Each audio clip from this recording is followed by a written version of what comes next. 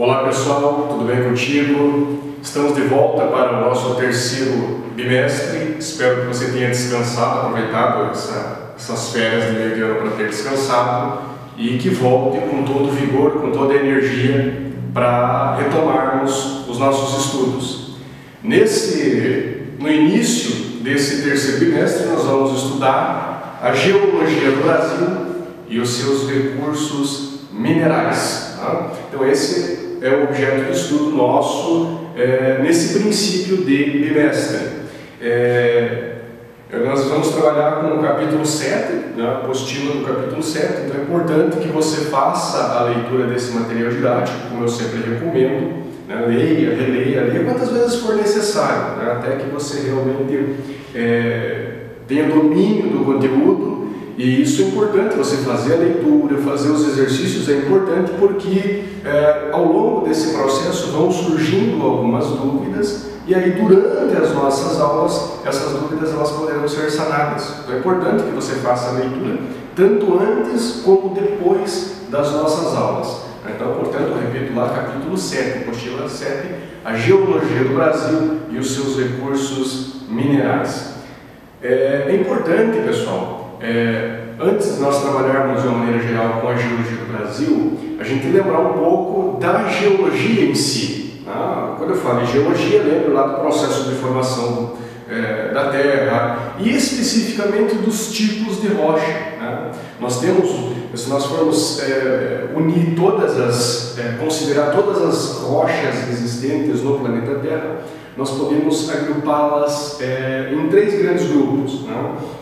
As rochas ígneas ou magmáticas, você deve lembrar, as rochas sedimentares e as rochas metamórficas. Você lembra do processo de formação de cada um desses tipos de rocha? Eu penso que seja importante nesse momento, antes de nós iniciarmos um estudo específico da geologia brasileira, a gente fazer uma retomada desses três tipos de rocha. Vamos fazer uma espécie de revisão rápida sobre o processo de formação desses três tipos de rocha. Pois bem, o primeiro grande grupo são as rochas ígneas ou magmáticas. Utiliza essas duas denominações, essas duas formas para dar nome ao mesmo conjunto de rochas.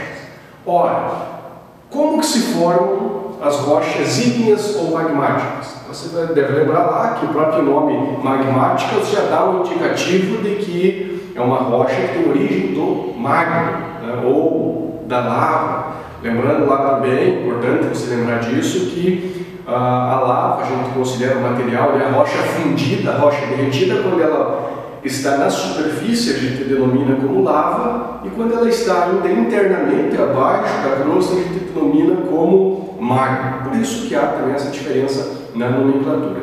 Então, quando o magma ele resfria, ele se solidifica, lembrando que o material lá, a rocha é fundida, o material magmático, ou a lava é um material líquido, viscoso. Quando esse material se solidifica, quando ele endurece, aí gera a rocha ígnea ou magmática.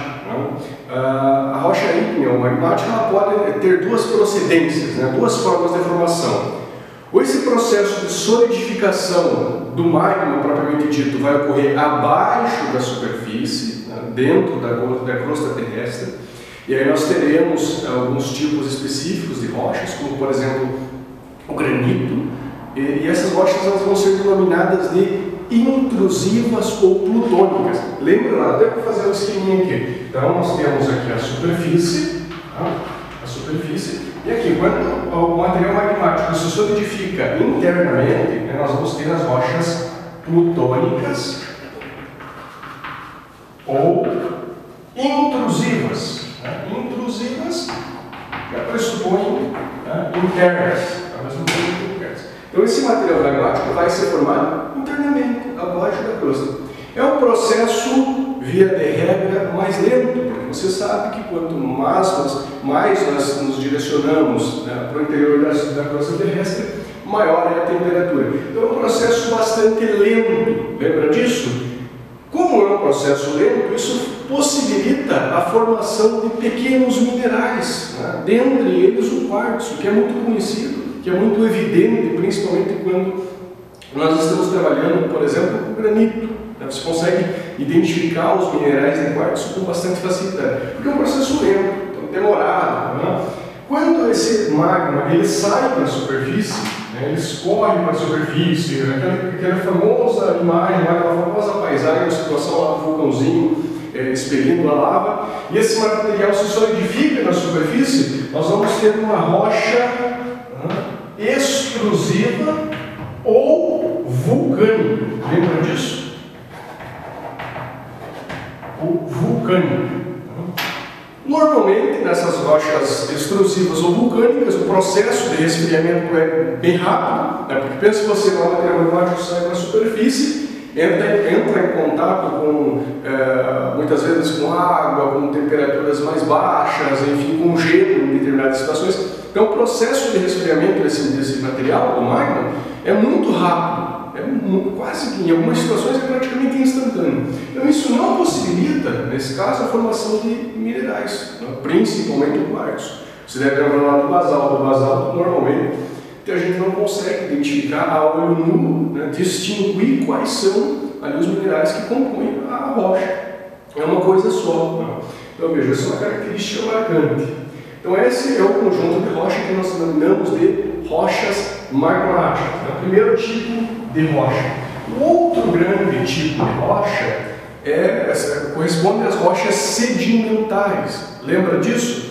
As rochas sedimentares, elas precisam de uma rocha pré-existentes, né, para ocorrer a sua formação. Né? Então, o modelo mais clássico que nós temos de formação de rochas sedimentares é aquele no qual nós temos uma rocha pré-existente, poderia ser uma rocha lá, por exemplo, ígnea. A chuva, essa rocha vai sofrer, principalmente na superfície, a ação dos agentes do intemperismo, depois da erosão, vai desagregar pequenas partículas desse material e essas partículas que, via de regra, estão numa área mais elevada, elas vão ser deslocadas, transportadas pela gravidade, pelo vento, pela água, para áreas mais baixas e, naturalmente, vai ser depositada. Ao longo de milhares de anos, né, esse material aqui, que a princípio está consolidado, vai passar por um processo de diagênese, que é o processo de alteração física, química desses minerais, e o processo de solidificação. E aí nós vamos ter a formação de uma rocha sedimentar. O arenito é o exemplo mais clássico, né, o exemplo mais próximo a nós de uma rocha sedimentar. É claro que essa aqui é apenas uma situação. Nós temos pelo menos 3 tipos de situação. Nós temos essa aqui, que seria a clástica, uma saída de partículas, de pedaços de uma rocha pré-existente, né, clásticas ou detríticas. Nós temos as rochas sedimentares de origem biológica ou orgânica, e aí vale citar, por exemplo, a coquina ou carvão mineral, que são exemplos de rochas de origem biológicas, né? A partir de seres vivos, no caso vegetais, né, principalmente no caso do carvão, e nós temos ainda as rochas sedimentares que se formam a partir de processos químicos. Né?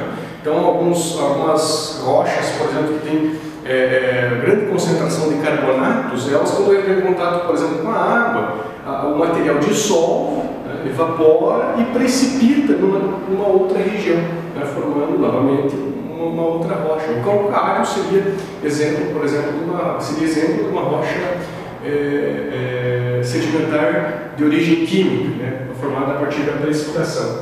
Então esse é o outro grande conjunto. Né? Vale destacar aqui que quando nós trabalhamos com as plásticas, né, nós temos diferentes tipos de rochas sedimentares de acordo com o tamanho das partículas. Nós temos os conglomerados, que são rochas sedimentares compostas por pedaços maiores de rocha. Nós temos os arenitos, nós temos o siltito, que os minerais são um pouquinho mais finos, um pouco menores, né?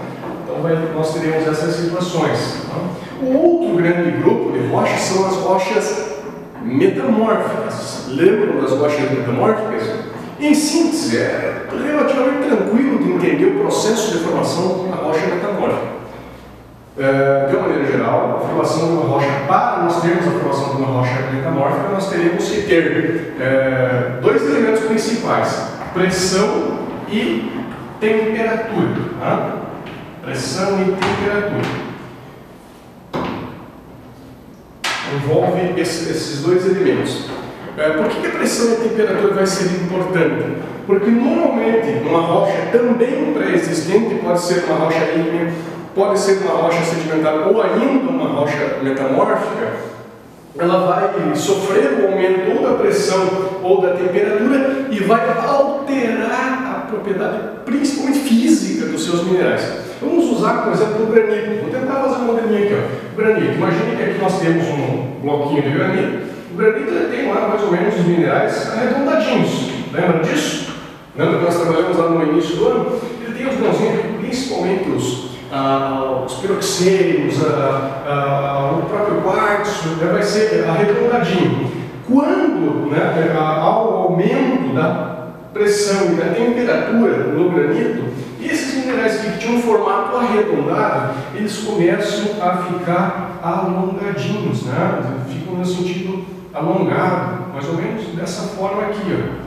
Por que isso acontece? Porque principalmente os minerais claros, eles começam a derreter, a desmanchar, a alterar a sua estrutura com temperaturas mais baixas. Então você começa a alterar a estrutura física desses minerais. Então é bastante tranquilo de você entender esse processo. É claro que existem diferentes formas de se originar uma rocha metamórfica, mas via de regra envolve a ação da temperatura e da pressão, principalmente o aumento desses dois elementos, desses dois aspectos. Então, pessoal, é importante a gente entender o processo de formação desses três tipos de rochas, obviamente, porque elas estão associadas ao tipo, à possibilidade e ocorrência de recursos minerais ou energéticos. Com base no que a gente acabou de ver em relação à formação das rochas ígneas, por exemplo, você sabe que é muito difícil, é praticamente impossível você ter, por exemplo, recursos energéticos associados, por exemplo, a uma rocha magmática, um local, uma região que seja formada por rocha magmática, por rocha ígnea. As regiões de embasamento, por exemplo, que são formadas por essas rochas de granito. Então você não vai encontrar, claro que podem existir algumas exceções, algumas formas que tornam isso possível, mas normalmente você não vai encontrar, por exemplo, uma reserva de petróleo associada, por exemplo, a um granito. Então, os recursos minerais, principalmente os recursos energéticos, sobretudo, eles estarão associados a estruturas sedimentares, que possibilitam a formação desse tipo de reserva. Já, por outro lado, os recursos minerais, como por exemplo, os minérios de ferro, de alumínio, enfim, todos os recursos minerais de ferro, principalmente que são utilizados para fazer as ligas de ferro, as chapas de aço. O Brasil, inclusive, é um dos maiores produtores do mundo. Você não vai encontrar, vamos imaginar que você seja contratado por uma empresa para fazer uma prospecção, procurar esses recursos. Você não vai procurar numa área sedimentar, porque ali não existiam condições geológicas que possibilitassem a formação desses recursos minerais. No Brasil, por exemplo, você vai encontrar os recursos minerais com os vários tipos diferentes de minérios de ferro, onde nós temos a estrutura geológica de rochas ígneas ou metamórficas. Pegar, por exemplo, o quadrilatero ferrífero de Minas Gerais, a Serra de Carajás, estão com estruturas geológicas vinculadas à formação magmática, formação ígnea, não sedimentares. Por outro lado, onde que nós encontramos carvão, o próprio petróleo no domínio territorial do Brasil, em áreas de bacias sedimentares. Por isso é importante a gente levar em consideração esses aspectos. Tranquilo, pessoal? Um abraço a todos e até a nossa próxima aula.